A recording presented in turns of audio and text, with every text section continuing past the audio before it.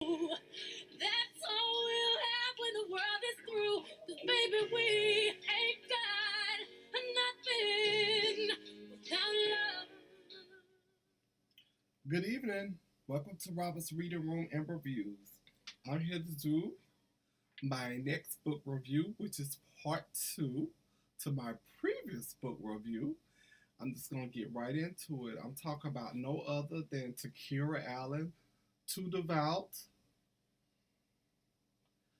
And I thought book 1, Devout, was emotional and just hard.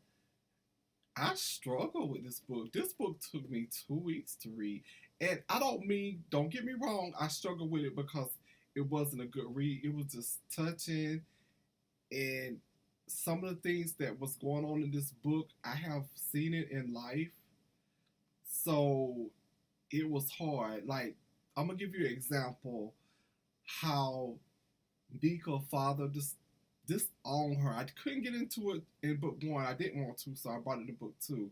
Neeka father disowned her because he was not accepting D-Rock as, being with her. He didn't want a drug dealer dating his daughter, which I can understand, but you don't turn your back, because I've had personal family members who dated a guy who I didn't care, that was abusive to them, and I got upset with her, but I still love her because she was my family.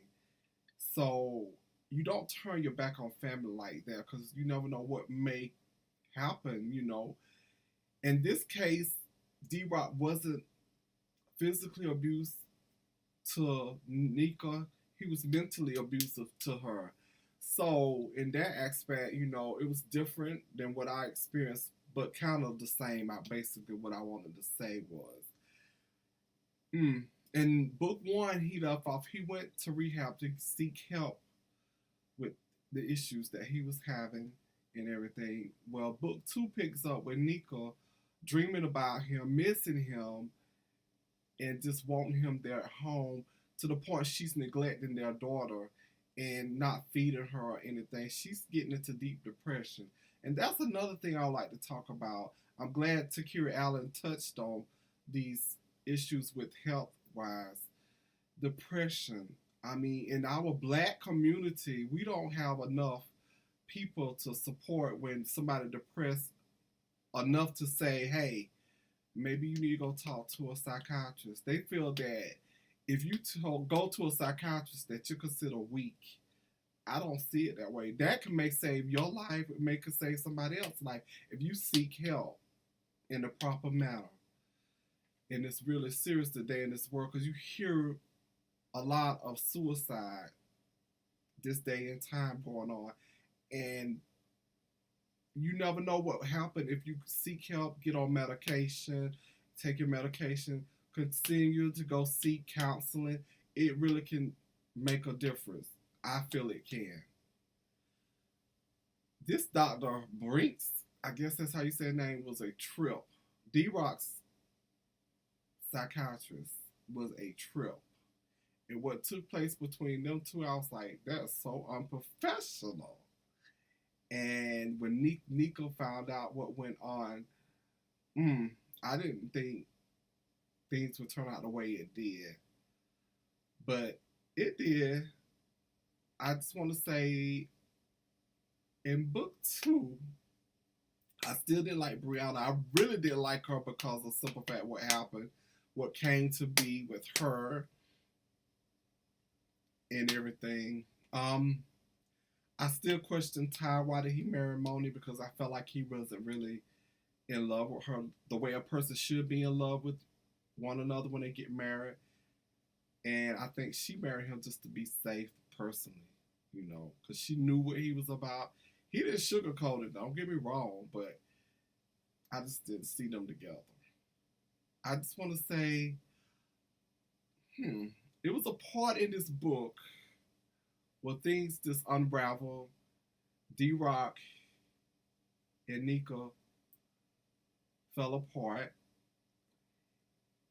And I'm not going to say why, but what she did, I felt like that was selfish. I really did because you felt like you was alone. You couldn't carry. You could do anything. You was a strong woman. I felt like in this series, so you could have carried the load. That's just personally how I felt about the situation. Neeka did something very, very. I guess you could say she betrayed Denny in this book, which he told her, book one, if you ever do that, I am going to kill you. I will kill you. Well, she did it. In this book, she did it. And I was like waiting for it to drop. I was like, wow. But she did it. This book right here had me, it was just, it was an eye opener for me. It was sad in parts, and you know, you was pulling for them because they was really in love with one another. And I felt like Devout was addicted to Neeka. It was like she was his drug. I mean, really. He got out of rehab because she come in there clowning, acting the fool because she missed him. I did not like that part. That part really pissed me off because she should have stayed and let him finish out to come home. Everything could have turned out a whole different the way it did. I felt like it could have turned out totally different if she would have let well enough alone, but she didn't. I just want to say the ending was a great one. I didn't tell you, but in book one, I give it 5 stars. I give this book 5 stars. I'm gonna do my written review now. I didn't do it last time, but I'm doing it for both of them as soon as I get finished taping this.